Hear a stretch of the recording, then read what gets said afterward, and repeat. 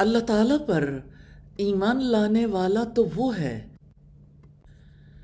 جس کی زندگی کا رخ پوری طرح اللہ تعالیٰ کی طرف ہو جائے، اس کی سوچ کا رخ اللہ تعالیٰ کی طرف ہو، اس کے جذبات اللہ تعالیٰ کے لیے متحرک ہوں، اس کی سرگرمیوں کا مرکز و محور اللہ تعالیٰ کی ذات ہو، اس کا کلام اللہ تعالیٰ کی عظمت میں ڈوبا ہوا ہو اور اللہ کی یاد اس کا سب سے بڑا سرمایہ ہو۔ ایمان والا صرف ایک اللہ کی یادوں کے ساتھ جیتا ہے اور اسی یاد میں چلا جاتا ہے۔ اس زندگی کو اگر ہم سادہ لفظوں میں کہیں تو اللہ اورینٹڈ لائف ہے۔ تو ایسا انسان جو خدا رخی زندگی بسر کرتا ہے وہ اللہ تعالیٰ سے جڑ کر رہتا ہے اور اپنے زندگی کے تمام تقاضوں کے لیے وہ اللہ تعالیٰ کو اپنا مطلوب بنا لیتا ہے۔ ایسا ہی انسان رب والا، اللہ والا بن جاتا ہے۔ الحمدللہ۔ جو اللہ اورینٹڈ لائف گزارنا چاہتا ہے اس کی زندگی کہاں کہاں اللہ تعالیٰ سے جڑی ہوئی ہوتی ہے۔ صبح بیداری کے بعد جب وہ اپنی ضروریات سے فارغ ہونے کے لیے بیت الخلاء میں جاتا ہے تب بھی اپنے رب کو یاد کرتا ہے۔ پہلے بایاں پاؤں پھر دایاں پاؤں اندر رکھتا ہے اور نکلتے ہوئے پہلے دایاں پاؤں پھر بایاں پاؤں باہر رکھتا ہے۔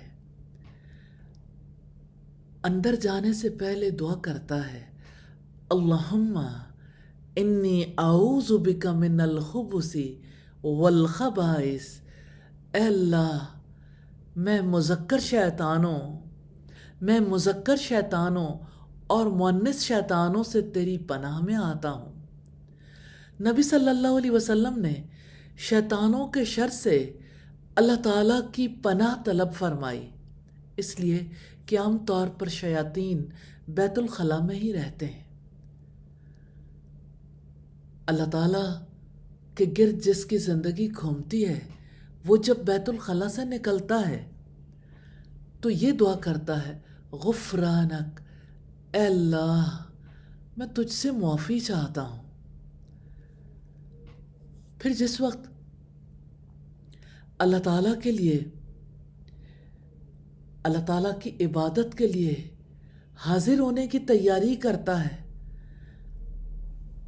تو اللہ والا وضو کرتا ہے، اپنے ہر عضو کو پاک کرنے کی کوشش کرتا ہے جو اوپن ہوتے ہیں۔ نبی صلی اللہ علیہ وسلم نے فرمایا، جو شخص اپنے گھر میں وضو کرے اور فرض نماز ادا کرنے کے لیے مسجد کی طرف چل کر جائے تو اس کے ایک قدم پر اس کی ایک غلطی مٹا دی جاتی ہے اور دوسرے پر اس کا ایک درجہ بلند کر دیا جاتا ہے۔ یہ صحیح مسلم کی روایت ہے۔ اللہ تعالیٰ سے اپنی سوچ سے جڑنے والا، اپنے عمل سے جڑنے والا اللہ تعالیٰ کی عبادت کے لیے وضو کرتا ہے۔ تیاری کیسے کرتا ہے؟ وضو سے پہلے بسم اللہ پڑھتا ہے۔ وضو کے شروع میں اپنی ہتھیلیوں کو 3 مرتبہ دھوتا ہے۔ چہرہ دھونے سے پہلے کلی کرتا ہے، ناک میں پانی چڑھاتا ہے، بائیں ہاتھ کے ساتھ ناک جھاڑتا ہے اور کلی کرنے اور ناک میں پانی چڑھانے میں مبالغہ کرتا ہے اور ایک ہی چلو سے کلی بھی کرتا ہے اور ناک میں پانی بھی چڑھاتا ہے۔ پھر کس طرح سے اپنے دانتوں کو صاف کرتا ہے، کلی کے وقت مسواک کرتا ہے اور کیسے چہرہ دھوتے ہوئے گھنی داڑھی کا خلال کرتا ہے اور پھر مسنون کیفیت کے مطابق مسح کرتا ہے۔ رسول اللہ صلی اللہ علیہ وسلم اپنے دونوں ہاتھوں کو سر کے شروع سے گدی تک لے جاتے، پھر انہیں اس طرح سر کے شروع تک واپس لے آتے۔ یہی مسنون کیفیت ہے مسح کی۔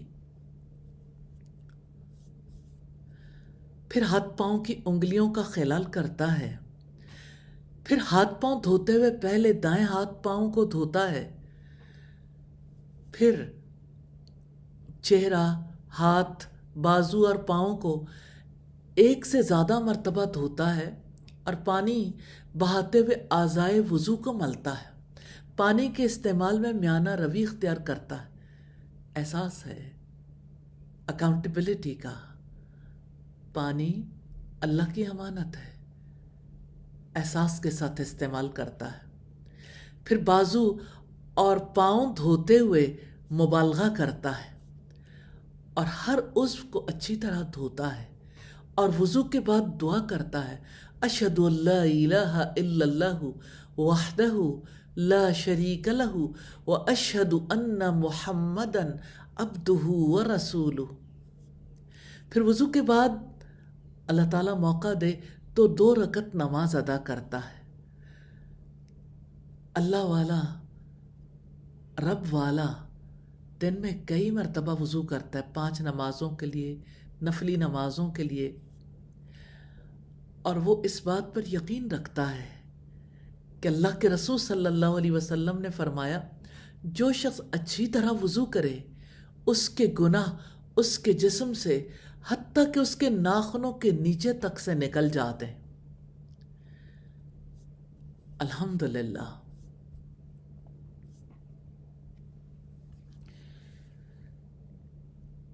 رب والا خوش نصیب ہے، ہر عمل اللہ تعالیٰ کے لیے، ہر سوچ اس کے ساتھ جڑی ہوئی۔ الحمدللہ رب العالمین۔